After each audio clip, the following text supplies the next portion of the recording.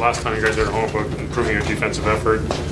Certainly that stretch after halftime, you got multiple stops and able to put a little gap on that'd be a pretty good example of what you're looking for, I would think. Yes, I think effort was there, effort was great, and what needs to follow is the discipline as well. You can put a lot of effort, but if you're not disciplined in your positioning and what you need to do and communicate with teammates, then it's going to be a problem. That's why I think that we did a really good job tonight of communicating outside of a couple of situations that we had to break down, but I thought that there was a lot of growth in that area for us tonight.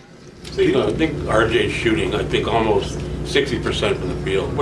Are you seeing getting better shots or better looks in the offense? I mean, he did put a lot of work this summer. I do think that he's better shooter from three-point line, that he's taking really good threes as well. He's not forcing anything that's coming, off the dribble or some tough shots.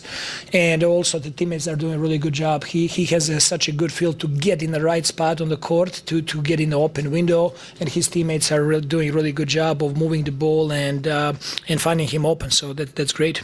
Book on Colin coming in, of course, is the high energy, the motor, and we saw a lot of that tonight on the boards and on defense, but also had a few really nice passes. I think it was 5 assists.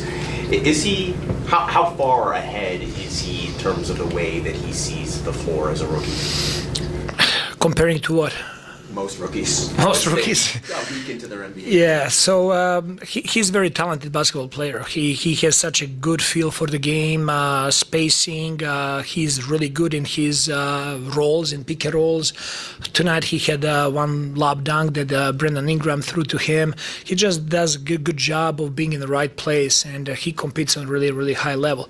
I do think that it's not talked enough how good of a passer he is, but also he's adjusting to the speed of the game as well. He had, you saw that one in transition, he just threw the ball out.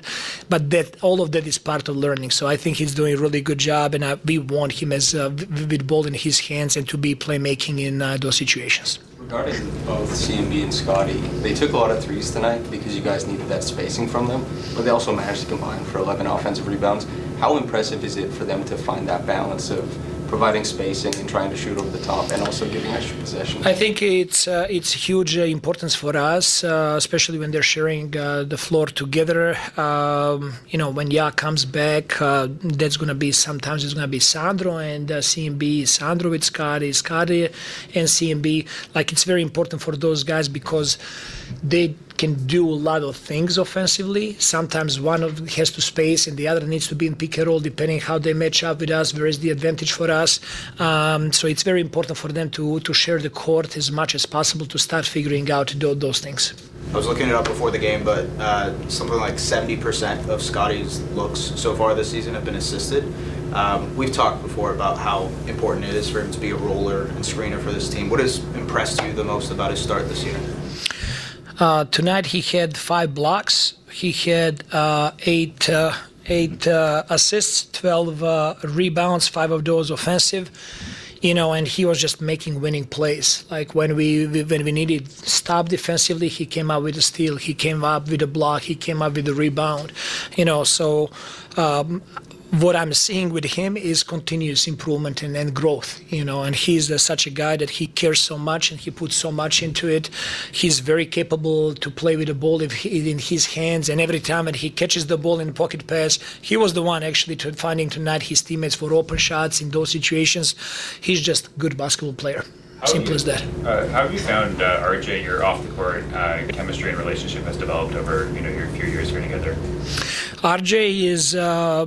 From day one, you could see that he really loves being here, that he loves being in Toronto, that he loves being in this community here. He cares so much about Toronto Raptors, grew up as a Raptors fan. So he really wanted this to work out. And every time talking to him, he's always raving about the city, and he likes Mississauga a little bit better than Toronto. I'm just...